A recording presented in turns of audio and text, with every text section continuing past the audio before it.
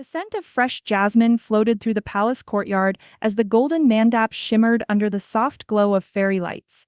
Cameras clicked, guests murmured in admiration, and the Kapoor Empire's only daughter Aravi Kapoor stood still at the center of it all, draped in a breathtaking crimson lehenga, embroidered with delicate gold vines and layered with jewels worth more than most people's homes. Yet beneath the makeup and bridal glow, her heart raced, not with excitement, but a gnawing sense of dread she couldn't shake. It was supposed to be perfect. It was supposed to be the fairy tale. But fate doesn't always RSVP. The music suddenly stopped. A hush swept over the crowd like a fast-moving shadow. Aravi's hand clutched the edge of her dupatta as she turned, confused, toward her mother, whose face had gone pale. Her father's phone rang furiously. Whispered words followed. He's not coming.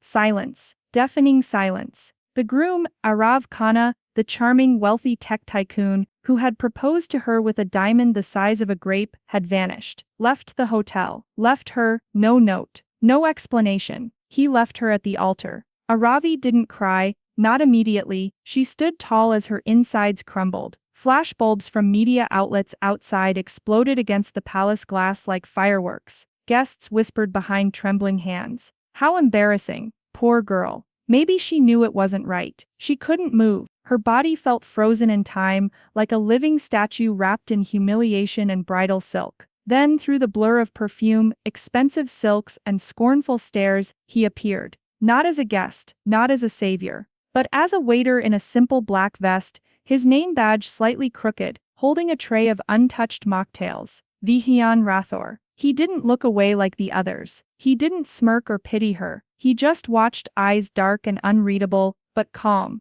grounded, like he saw her, not the spectacle. And she broke. Not in front of the media, not in front of her parents, but in the hallway, just outside the mandap, where the jasmine smell faded and only her sobs echoed softly. And there he was again, Vihian. No words, just a small bottle of water offered in silence. She took it, hands trembling. You shouldn't be here, she whispered hoarsely, her voice cracked and foreign. He shrugged. Neither should you. That made her look up. Through blurry lashes, she saw his smile, not mocking, not pitying, just kind. Minutes passed, or maybe hours. Time warped around her shattered reality. Then, without thinking, without blinking, she turned to him and asked, "Do you believe in madness?" He tilted his head slightly. Sometimes. Especially the beautiful kind. Her next words would rewrite both their lives. Then marry me, she said. He blinked once, twice. You're joking. She shook her head, a strange wild fire in her eyes. I'm not. Right now. Right here.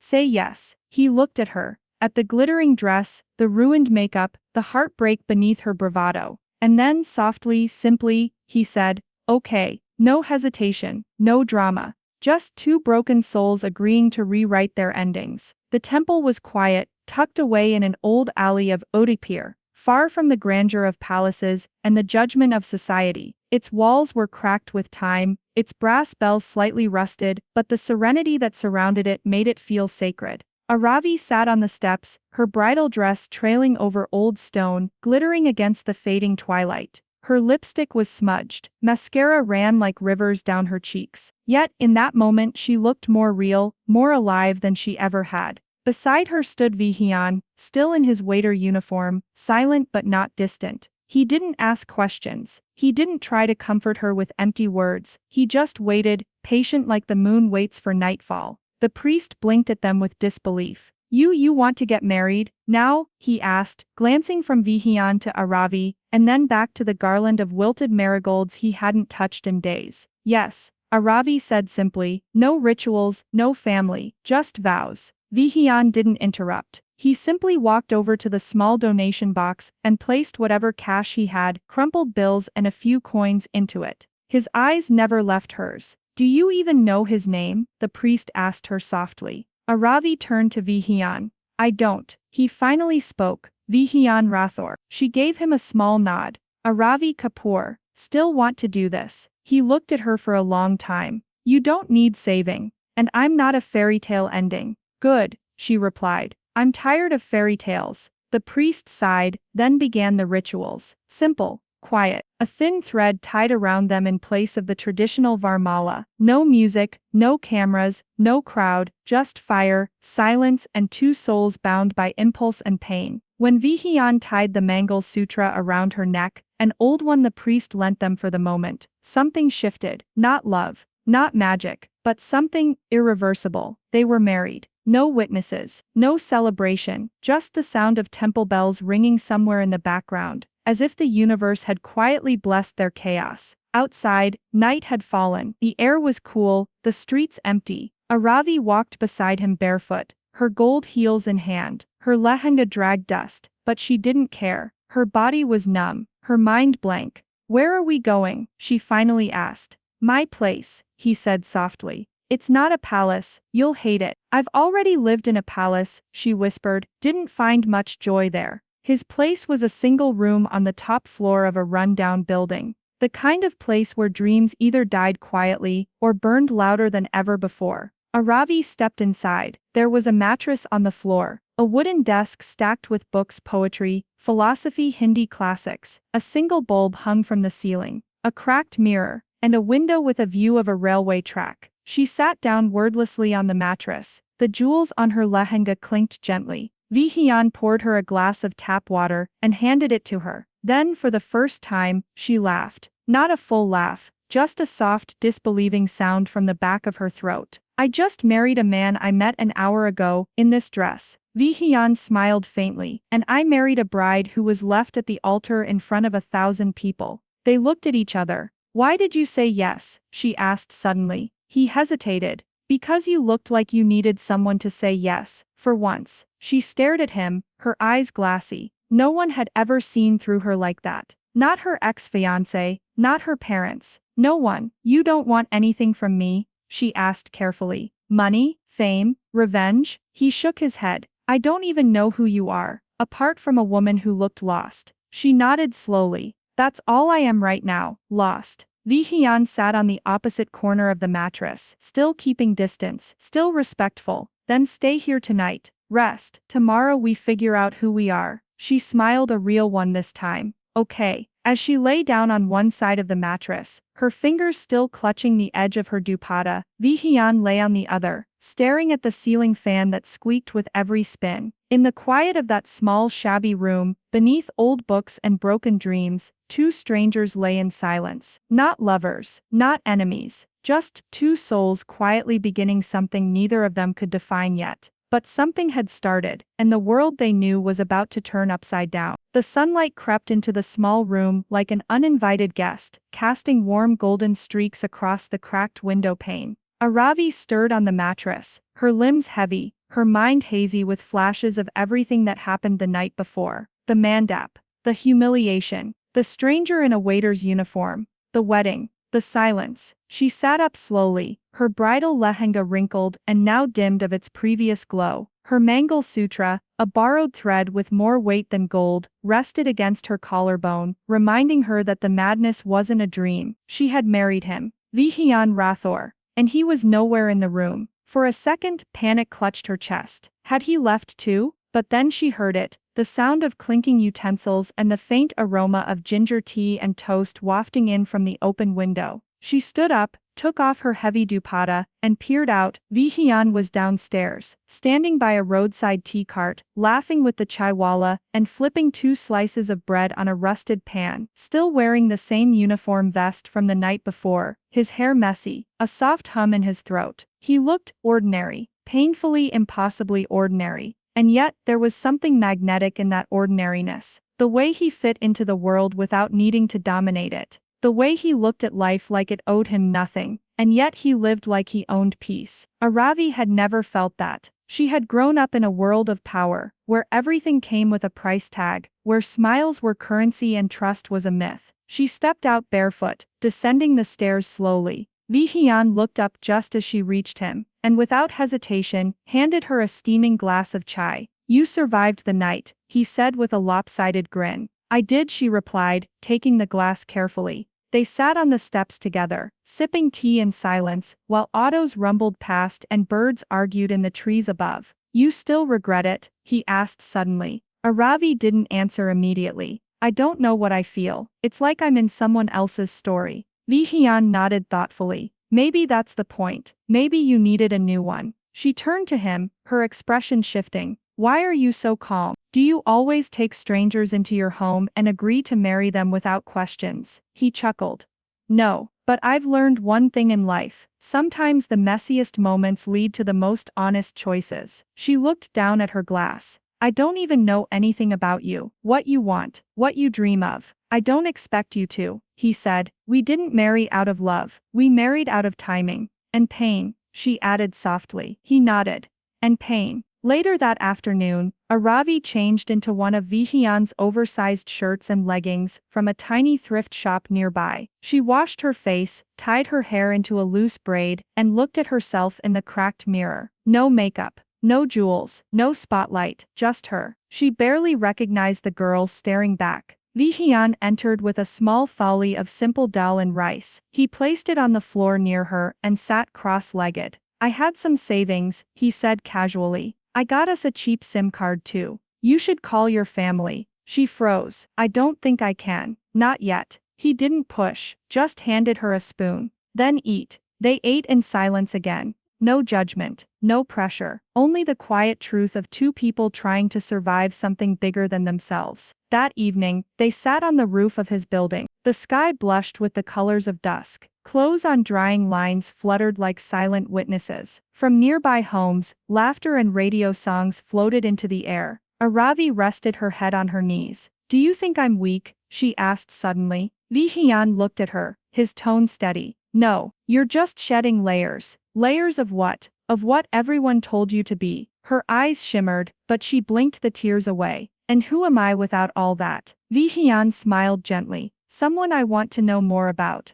It was the first compliment she had received that didn't come from a place of power, or charm, or gain. It wasn't flattery, it was real. The air between them shifted slightly. No confessions, no sparks flying, but a new layer of understanding unfolded. Aravi reached out and held the Mangal Sutra in her hand. This isn't just a thread, is it? No, Li Hyun whispered. It's a vow. Even if it was made in chaos. She looked at him, eyes full of questions she wasn't ready to ask yet. Then I'll try, she said softly. To do what? To honor it. Even if we don't know what this is. Li Hyun nodded. We'll figure it out, one day at a time. As the sky turned darker and stars blinked open like secrets in the night, two strangers sat side by side, not bound by love, not driven by lust, but stitched together by something strange and rare. A vow made on impulse, and the quiet decision to try. The next morning, Aravi woke up to find Vihian already gone. A note was left near her pillow, scribbled on a torn piece of brown paper. Went for my shift, lock from inside, don't answer unknown knocks. Be simple, direct, protective. She clutched the note for a moment, letting the quiet settle around her. For once the silence didn't feel lonely, it felt safe. But the moment was short-lived. By noon, the past came knocking. Aravi had just stepped out to buy vegetables from a stall near the alley when the sound of screeching tires made her freeze. A black Mercedes. Familiar. Out stepped her older brother, Arush Kapoor, rage in his eyes, disbelief on his face. Are you insane? He roared, rushing toward her. You disappeared from the wedding. Do you have any idea what you've done to our family's name? People started gathering. The vegetable vendor backed away. Aravi stood frozen, her hands trembling. She wasn't ready. Not yet. I needed to leave, she managed. I was humiliated. He didn't show up. Do you really expect me to just smile and pose for the guests? Arush's voice dropped to a bitter whisper. You married a waiter, Aravi. A waiter. Do you realize what you've done to our status? Before she could respond, another car pulled in. From it stepped Ravi Hav Malhotra, her ex-fiancé. His designer sherwani had been replaced with casuals, but the arrogance on his face was the same. I thought you were heartbroken, he scoffed. Turns out, you were just looking for a quick replacement. Something inside Aravi snapped. You left me Ravi. Ravi. At the altar, in front of everyone, without an explanation, without a word. And now you come here, mocking me. He smirked. Because this is pathetic. You married a man who serves drinks at parties. Aravi stepped forward, her voice firm. Yes, I married a man who didn't abandon me. who offered silence instead of lies, who didn't care about status. Ravi Hav's jaw clenched. You've ruined everything. No, a deep voice cut through the air. Everyone turned. Vihian had arrived, still in his waiter uniform, dust on his shoes, sweat on his forehead, but his eyes, unshakable. He walked past the crowd straight to Aravi, not touching her but standing close enough to be her wall. She didn't ruin anything, he said calmly. You did. Ravi Have laughed. Oh, so the waiter speaks now? Vihian didn't react. I don't care who you are, or what power you hold. You humiliated her. You hurt her. And now you're angry, because she didn't stay broken. That's on you, not her. Arush stepped forward, face red. You think this is a joke? You think you can keep her? Vihian looked him in the eye. I didn't take her. She chose, on her own. In the worst moment of her life. There was a moment of silence, a tense, breathless pause. Then Aravi turned to her brother and ex-fiancé. I don't owe either of you anything anymore, she said. Go back.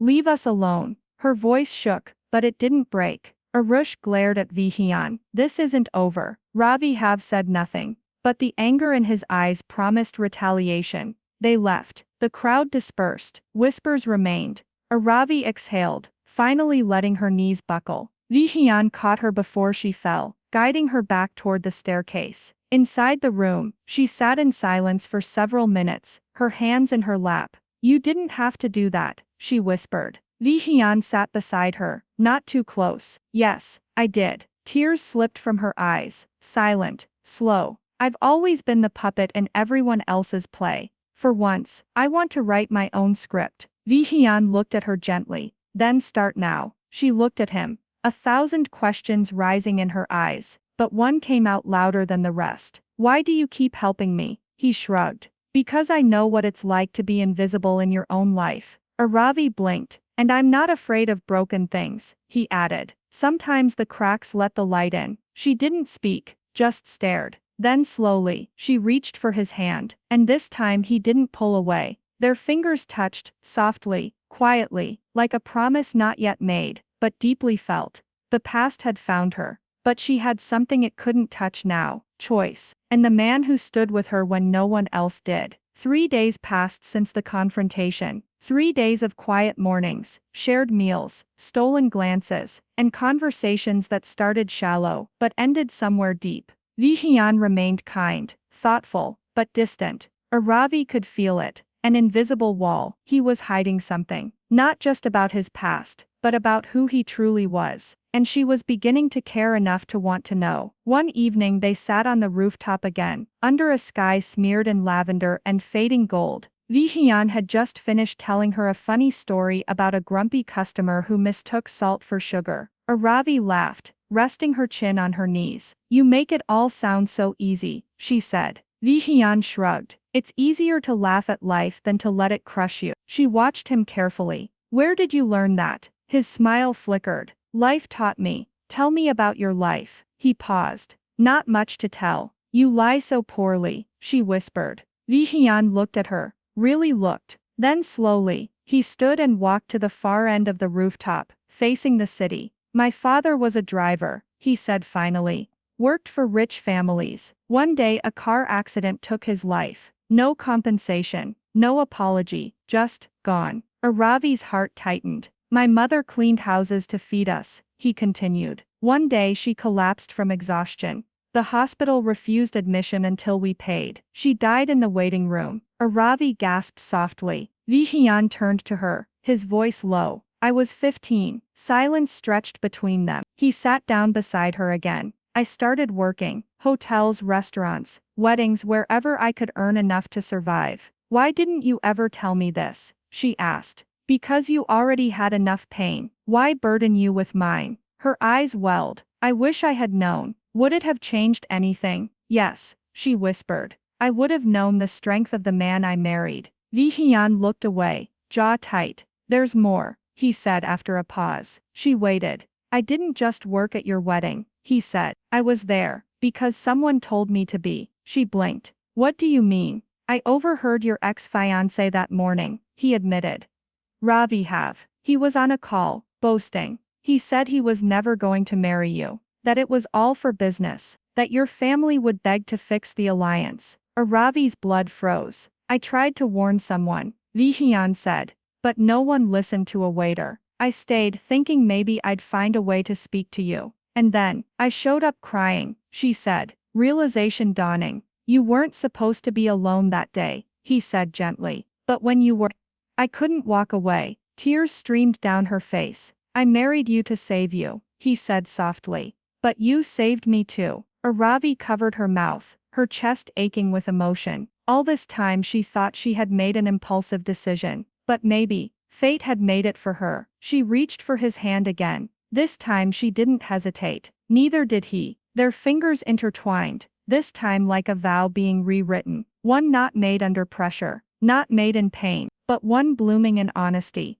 The night settled in, stars stretching across the sky like endless possibilities. Aravi rested her head on Vihian's shoulder. You said you're not afraid of broken things, she whispered.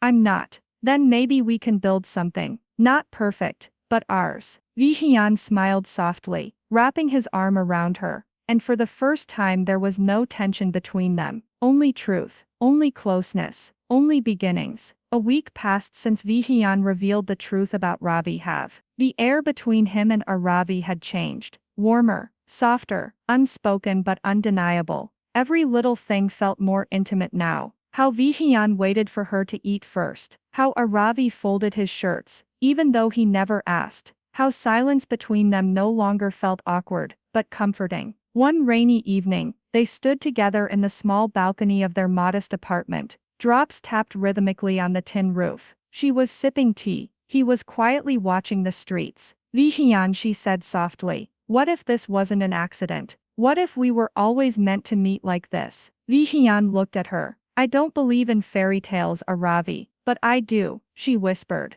Because you're the first good thing that happened after everything went wrong. He didn't respond. Not because he didn't feel the same, but because he was afraid of what that meant. Just then, a knock on the door broke the mood. Vihian opened it, surprised to find a man in a crisp black suit. Behind him stood another person holding an umbrella. Vihian Karana, the man asked. Yes, you've been summoned to the Kapoor mansion. Miss Aravi's father requests your presence. Vihian froze. Aravi's teacup slipped slightly in her grip. My father? She asked, stepping forward. The man nodded. And yours too, Mrs. Aravi. They wish to speak to both of you urgently. Scene shift Kapoor mansion.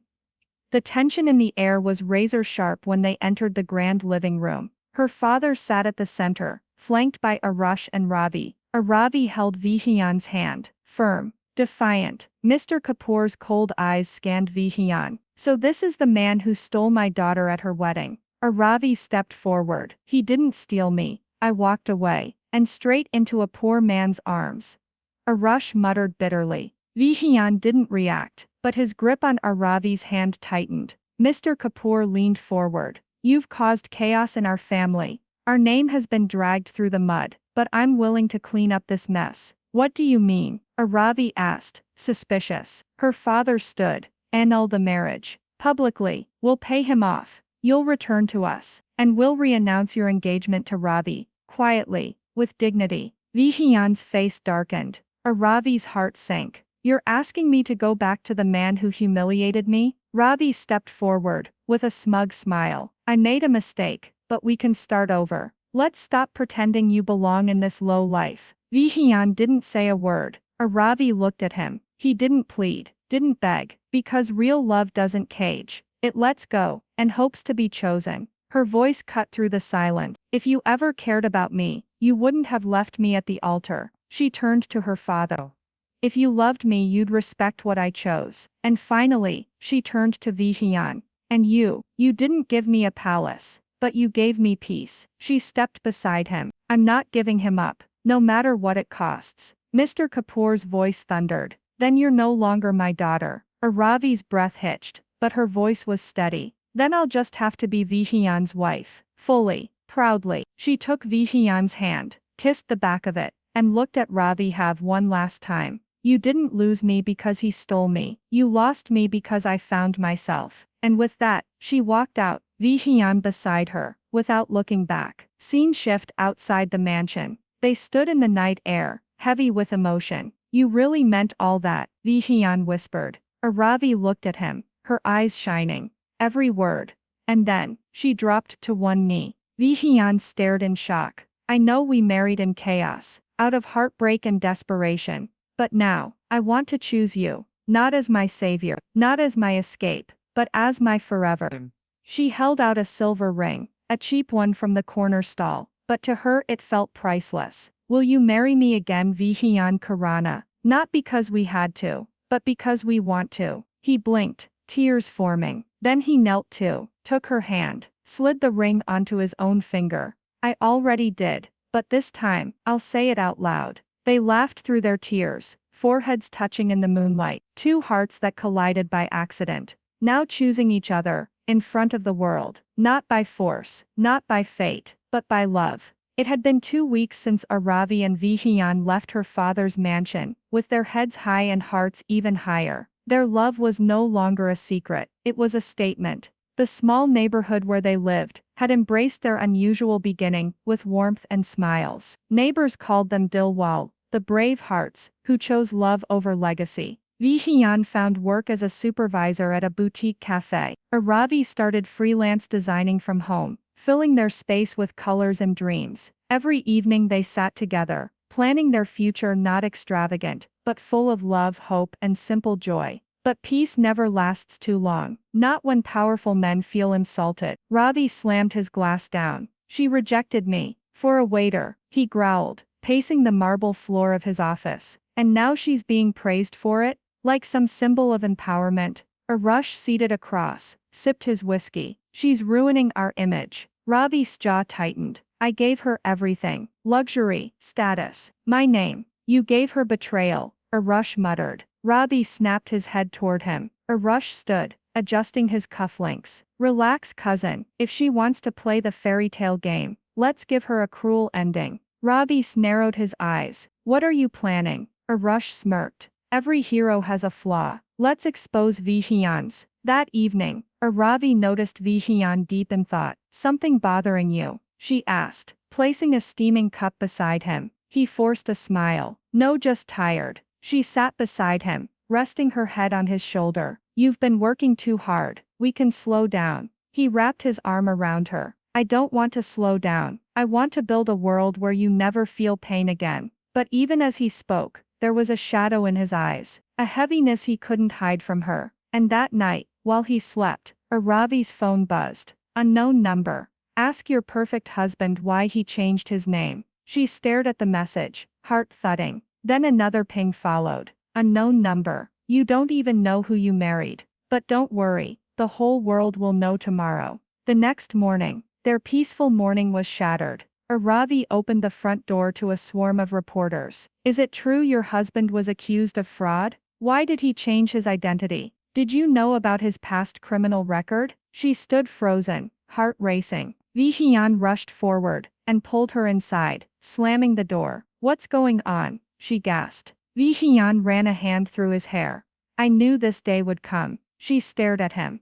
Is it true? He looked into her eyes, torn. I didn't lie. I changed my name to survive. Survive what? He exhaled shakily. 3 years ago, I worked under a manager who ran a scam, using our names and IDs. We were just workers. But when the truth came out, he disappeared, and we were left to take the blame. Aravi sat down slowly. You were arrested, detained, not convicted, he said firmly. But in the eyes of society, I was guilty. My name was blacklisted. I couldn't find work. I changed everything, started over, and you never told me. I wanted to, but I didn't want to scare you away. Not after everything you'd already lost. Aravi's mind whirled. But when she looked at him, she saw the man who stood by her when no one else did. The man who fed her when she cried. The man who never once judged her broken heart. Do you regret marrying me now? He asked quietly. She walked to him, gently touching his face. I married a man with courage. If you stood tall through all this, then I will stand beside you now. He pulled her into his arms, holding her tightly. Outside, the world screamed scandal. Inside they had each other. But the storm was far from over. News outlets ran headlines. Waiter husband has a dark past. Shocking truth about Ravi Kapoor's marriage. Romantic fairy tale or carefully crafted lie? Raghav watched the chaos unfold on his phone, smirking. Arush leaned back.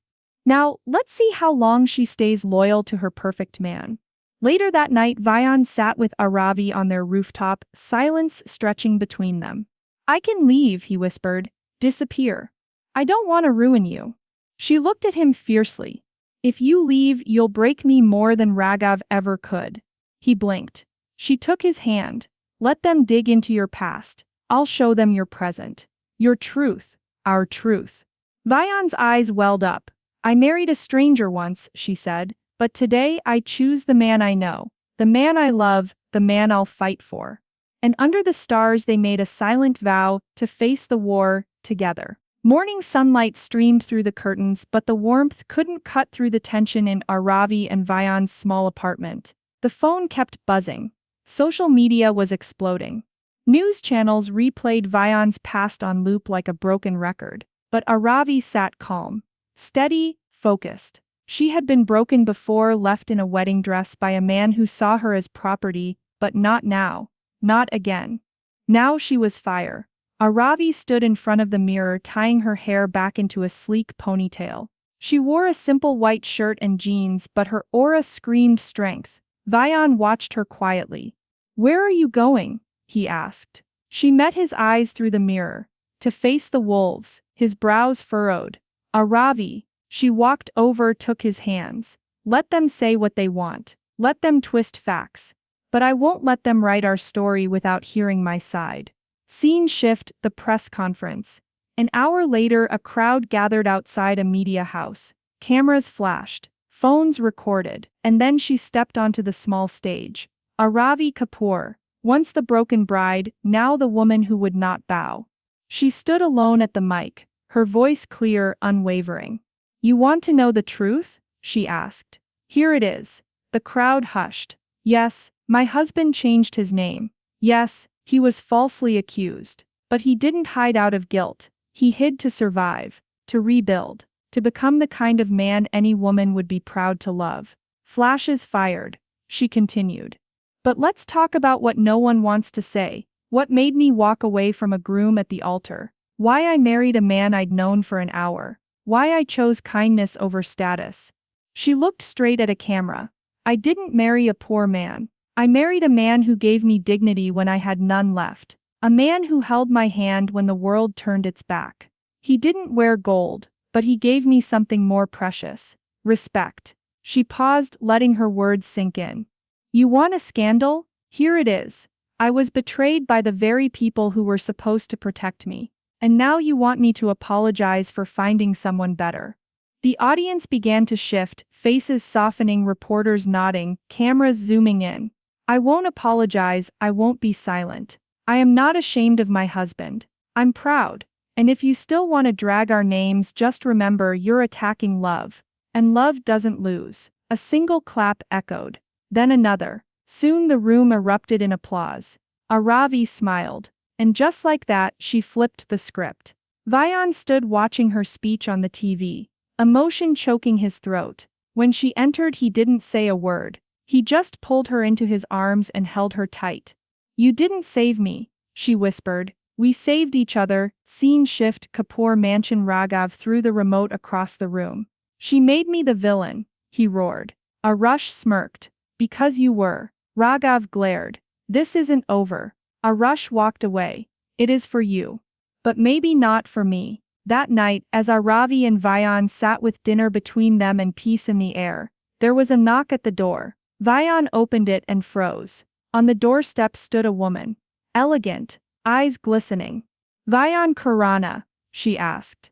He blinked. Yes, I'm your mother. Vayan stood frozen in the doorway. Ravi looked at him, confusion filling her expression. This can't be real.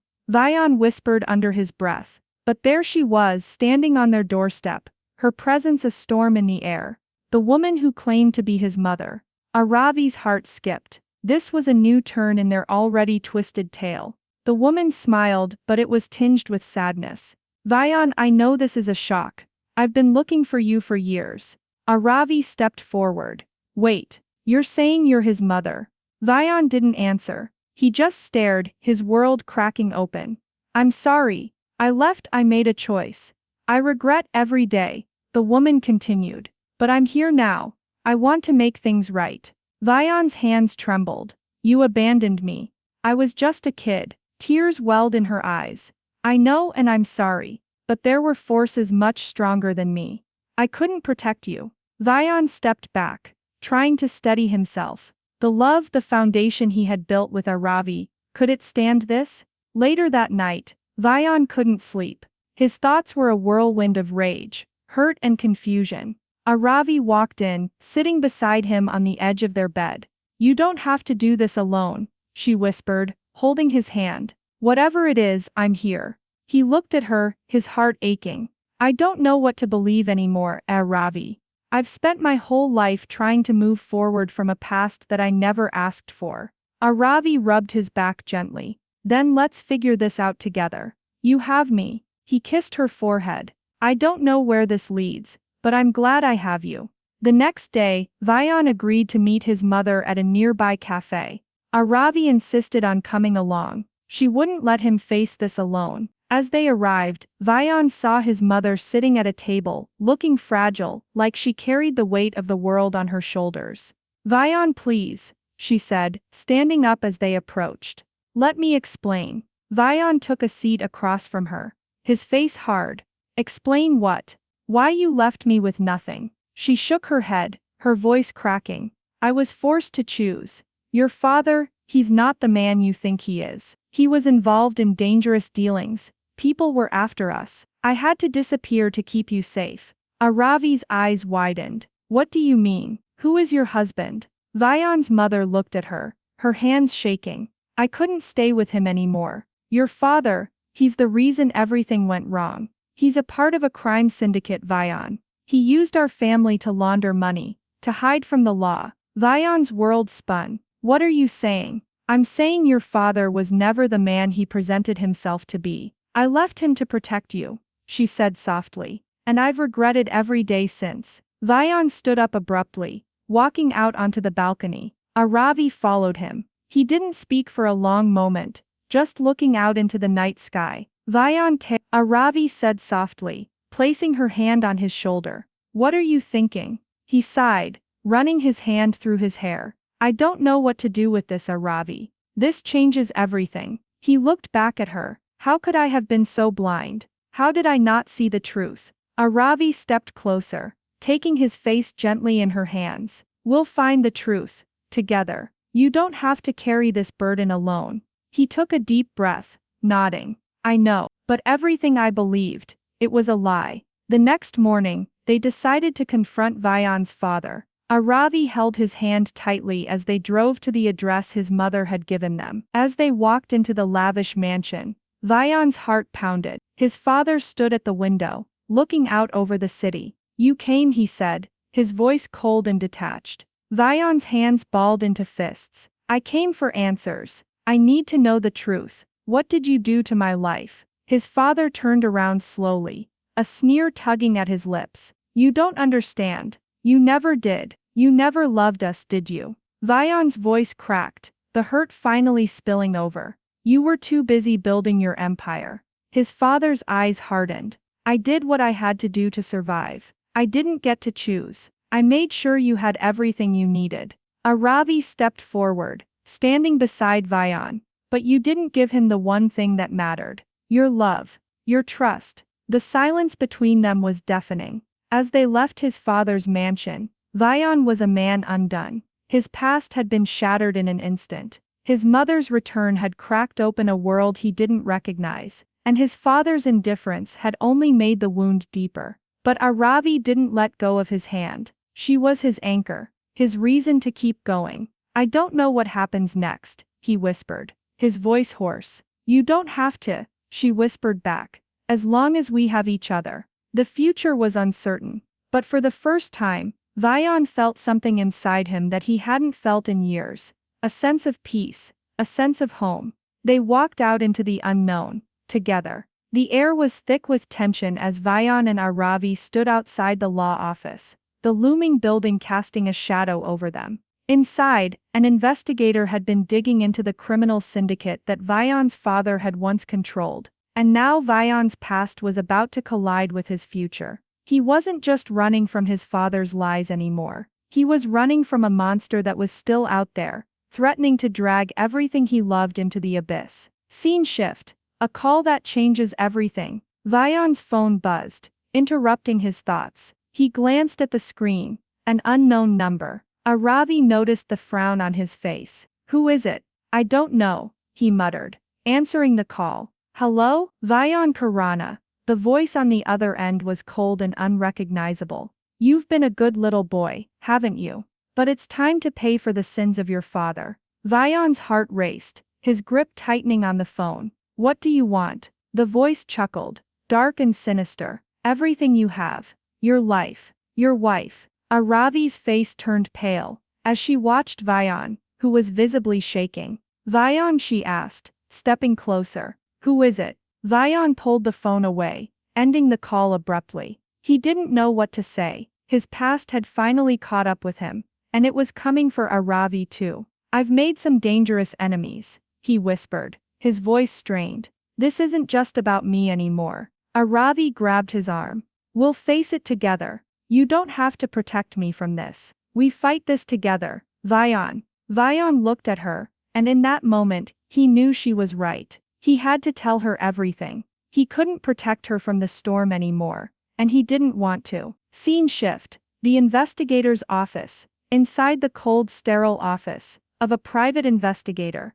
Vion and Aravi sat across from a seasoned man who had been tasked with uncovering the truth behind Vion's father's criminal activities. "Your father wasn't just a criminal businessman, Vion," the investigator said, leaning forward. "He was connected to one of the largest organized crime syndicates in Asia. The ties he had, the people he worked with, they're dangerous." Vion clenched his fist. "What do they want from me?" The investigator hesitated before speaking. "It's not just about money or power. They want to ensure that their empire stays untouchable. And you, by being his son, you're a target. You've been dragged into a game you didn't choose." Vion stood up, his body tense. "Then I'll play. I'll fight back." But Aravi placed her hand on his arm, her voice steady. "We fight with strategy, not anger." Vion turned to her, eyes filled with a mix of fear and gratitude. She was his rock, his strength, and she wasn't backing down. Days passed. The tension only grew, but the calls from unknown numbers didn't stop. Vion's every move was being tracked. He couldn't step outside without looking over his shoulder. It wasn't just his life at risk anymore. It was Aravi's too. One evening, as they sat in their apartment, trying to unwind, a loud crash from the window shattered the quiet. Vion's instincts kicked in. He rushed to the window, pulling Aravi behind him. Outside, a black SUV was parked across the street, and two men stood by it, staring directly at their apartment. Aravi's heart pounded as Vion moved quickly, grabbing his jacket and pulling Aravi to the back door. "We need to go. Now." Vion's mind raced. They couldn't run forever, but they had to get out of there. He'd put Aravi in enough danger. The choices he had made were costing them everything. As they hurried through the alley behind the building, Vion's phone buzzed again. This time the message wasn't a threat, it was a demand. "Meet me at the old docks. Midnight. Come alone, or else." Vion's gut clenched. The game was getting dangerous, and he couldn't keep running. It was time to face the music. Midnight. The old docks loomed before them, eerie and desolate. The sea breeze whipped through the air, but it did nothing to cut through the tension. Vion walked ahead, his eyes scanning every corner of the dock. Aravi stood close behind him, her hand clutching his. She didn't want him to do this alone, but he wouldn't let her be a part of the danger. "You don't have to do this, Vion," she whispered. "I have to," he replied. "I've been running from my father's mistakes for too long. It's time to take responsibility, for us." They reached the end of the dock, where a lone figure stood in the shadows. A man wearing a suit that screamed authority, one of the men from the syndicate. Vion's heart pounded as he stepped closer. "Vion Karana," the man said, his voice dripping with disdain. "I see you've decided to join us after all." Vion's jaw tightened. I'm not here to join you. I'm here to end this. The man laughed, a cold, hollow sound. You think you can end this? Your father's sins are your sins now. You've been marked. Before Vion could respond, the man raised his hand, signaling to a group of armed men in the shadows. The tension thickened as the men began to step forward, surrounding them. Aravi's breath hitched as she grabbed Vion's arm. Vion! But just as it seemed like all hope was lost, a familiar voice echoed from the darkness. Not so fast. Vion turned quickly, his eyes widening as a new figure stepped into the light. His mother. Vion's mother had come to them, but it was clear she had more to say. She was no longer the fragile woman who had come to him asking for forgiveness. The woman before him was someone different, stronger, more determined. You can't take him, she said, her voice laced with authority. You'll have to go through me first. The syndicate members froze, their expressions betraying a mix of confusion and fear. Vion's mother didn't wait for a response. I've spent years fighting to protect him, and now I'm ending this once and for all. She turned to Vion. I knew the risk. I knew you would face them one day, but I couldn't let you be dragged back into their world. Vion was speechless. His mother wasn't just a victim, she was a fighter, and now they were standing together against everything. The battle was far from over. Vion knew that now, but as he stood beside Aravi and his mother, he felt something he hadn't felt in a long time, a sense of purpose. You can't run anymore, Vion, his mother said, her voice fierce. But that doesn't mean you have to fight alone. Together they would face whatever came next, and this time they weren't backing down. The cold night air bit into Vion's skin as he stood facing the syndicate's leader. The old docks, once a place of promise and possibility, had now become a battleground for truth, survival, and redemption. His mother, standing by his side, had just revealed her true strength, and Aravi, her hand in his, stood as his anchor. This is where it ends, Vion said, his voice steady despite the storm raging inside him. The syndicate leader, a man with a face hardened by years of crime and deception, sneered. You think you can stop us, Vion? Your father was weak. You're no different. Vion's gaze hardened. I'm nothing like him. Behind the syndicate leader, armed men waited for their orders. But before anyone could make a move, Vion's mother stepped forward. This is my son, she said, her voice commanding attention, and you won't touch him. The syndicate leader's eyes widened, but his smile never faltered. You always were a thorn in my side, but it's too late. Your son's life is already forfeit.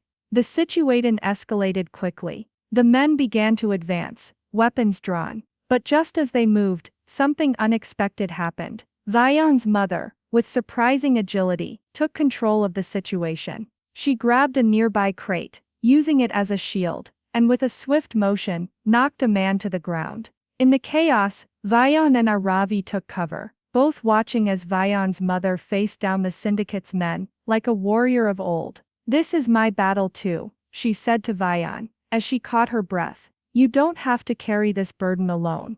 Vion's heart pounded. He'd never seen his mother like this, strong, fierce, and unwavering. His past might have been riddled with lies, but in that moment he realized that he wasn't the only one fighting to protect the future. Get them. The syndicate leader roared.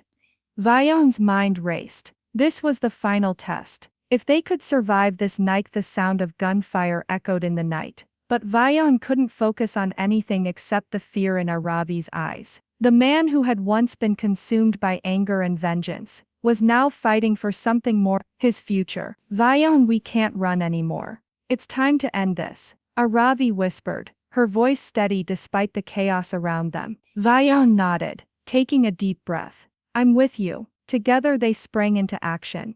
Vion's years of training kicked in. He disarmed one man with swift precision, while Aravi tackled another, knocking him to the ground. Every move was calculated, driven by the single, overwhelming desire to protect their future. But the battle was far from over. The syndicate leader watched from a distance, eyes filled with rage. He wasn't going to let go of the empire he'd built so easily. Amidst the chaos, a voice broke through the tension. Vion's father, who had been hiding in the shadows, emerged with a smug grin on his face. I always knew you'd come to this, Vion, his father said, his voice dripping with disdain. But you were never meant for greatness. Your life was a lie. Vion's heart clenched. You did this. You ruined everything. His father stepped forward, the weight of his past decisions written all over his face. I did what I had to do to protect you. You think your mother's betrayal is the answer? No. I did what was necessary to ensure our survival. Vion shook his head, disbelief and anger surging within him. You didn't protect me. You destroyed everything. Your empire is built on lies, betrayal and blood, and I'm done being a part of it. With that, Vion stepped forward, the truth finally settling within him. He wasn't just fighting for his own freedom, he was fighting for the life he could build with Aravi, a life that would not be tainted by his father's mistakes. The final moments of the battle unfolded in slow motion. The remaining syndicate members were taken down one by one, and the syndicate leader's control slipped further. But just as Vion's father was about to make one last attempt to take them down, his mother intervened, stepping between him and Vion. I loved you, she said, her voice breaking. But I'm done. You'll never control me again. You'll never control him. Vion's father looked at her, his eyes filled with bitterness and regret. He didn't say a word as he turned and disappeared into the night, his empire crumbling around him. As the dust settled, Vion's Aravi and his mother stood amidst the wreckage. The streets were quiet once more, but the damage had been done. Aravi took Vion's hand. Is it over? She asked softly. Vion looked around, the weight of the moment sinking in. It's over. We can finally be free. They walked toward the horizon, hand in hand. Vion looked at his mother, who stood by them, a quiet strength radiating from her. Together they had fought for their future, and as they walked into the unknown, Vion realized that he was no longer running from his past. He was walking toward the life he had always dreamed of, a life of love, peace, and redemption. The truth had been uncovered, the lies had been broken, and now with Aravi by his side, there was nothing that could stand in their way. In the months that followed, Vion and Aravi rebuilt their lives. The past was never fully erased, but they learned to live with it together. They moved to a quiet town by the sea, far from the chaos, where they finally began the life they had always wanted. Vion's mother stayed close, her presence a constant reminder that, no matter the scars they carried, family was everything. And as for the syndicate, they disappeared into the shadows, never to be heard from again. Vion's and Aravi shared a love that had survived the storm, and as they stood hand in hand, looking out at the ocean, they knew that this was only the beginning of their new story, one built on love, truth, and the strength to overcome anything. And with that, the final promise was made. They would never let go of each other, no matter what the future held.